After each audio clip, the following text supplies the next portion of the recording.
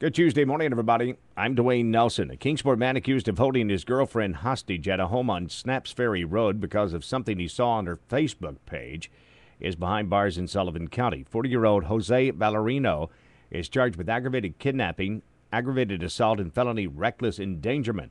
His girlfriend, Tiffany Hobson, claims that she was able to get away once he fell asleep. The victim stated that her boyfriend pulled a gun and knife on her and would not let her leave the home.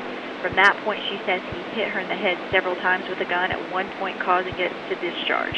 That was Sheriff spokeswoman Leslie Earhart. Meanwhile, Hobson was taken into custody after leaving the hospital on an outstanding warrant for failure to appear. Sales tax collections in Sullivan County jumped during the month of July. According to a recent report by the Budget Office, the total county-wide amount was $3.9 million, an increase of $421,000 over the same period last year. Washington County, Virginia Treasurer's Office recently helped residents discover $1.1 million in unclaimed property. Such property included uncashed checks, uncollected tax refunds, stocks, and safety deposit boxes.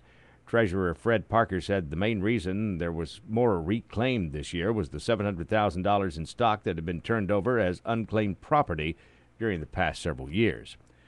It will be a couple of more weeks before the autopsy results are in concerning the death of a 3-year-old Hawkins County girl. Emily Bernard died in July at a local hospital after suffering severe head injuries and bruises. Sheriff Ronnie Lawson said when the results come in, charges are expected to be filed against 25-year-old Amber Beth Gibson. She's the girlfriend of the child's father who was tending to the child at the time of her death. A historic fire tower in Unicoi County has been restored and is open to the public. The Pinnacle Fire Tower sits atop Buffalo Mountain in the Cherokee National Forest, was used by lookouts for more than 5 decades to keep watch for wildfires in the surrounding hills and valleys.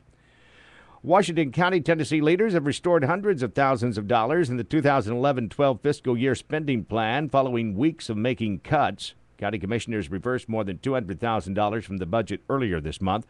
Those reversals include 8 budget items that had originally been axed, including the return of $50,000 in spending for the county's health and wellness plan. Could Kingsport's downtown post office be up for sale later this year? Postal officials studying the closure of 3,700 retail offices in order to cut $12 billion in expenses. Spokeswoman for the Nashville office said employees at the downtown Kingsport location were told several weeks ago the building could be put on the market. Meanwhile, postal workers have organized a rally this afternoon beginning at 4 o'clock, starting at the Center for Higher Education building, then moving in front of the downtown post office and Congressman Phil Rowe's office on Revere Street. The group is in support of co-sponsor House Bill 1351. Bluff City Town Manager Judy Delaney has decided not to reinstate a police officer who was fired recently for failing to follow police procedures. Lavelle McClintock allegedly allowed a reserve officer to log into his computer and approve speed camera tickets last month. McClintock's attorney claimed at a recent hearing that the officer had not been told that reserve officers couldn't perform this duty. As a result of the actions, the city has to refund those tickets.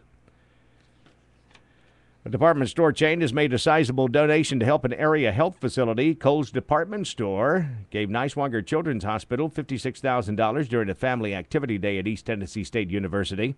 That money will continue support for the Kohl's Kids on the Move program, an initiative that provides free fitness and nutritional health information to children throughout the region. I'm Dwayne Nelson. Have yourself a great Tuesday.